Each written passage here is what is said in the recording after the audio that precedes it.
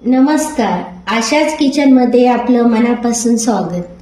आज आपण बनवत आहोत झटपट चहाचा मसाला. 5 मिनिटात तयार होतो. 6 महिने आपण स्टोर करून ठेवू शकतो.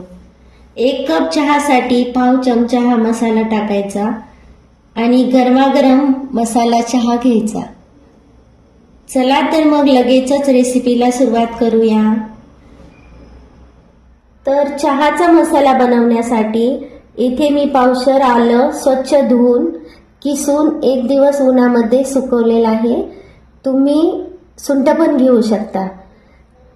अर्धा चमचा मिरी घेतली आहे, 1 चमचा लवंग, 2 दालचिनीचे तुकडे, 3 चमचे विलायची घेतलेली आहे.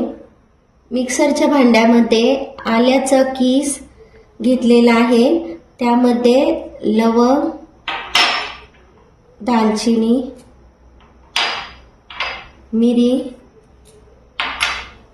विलायची टाकून एकत्र केलेला आहे आणि हे आता आपण मिक्सरमध्ये फिरवून घ्यायचं. असं मिक्सरमध्ये बारीक करून घेतलं आहे. हा आपला मस्त असा चहाचा मसाला तयार झालेला आहे.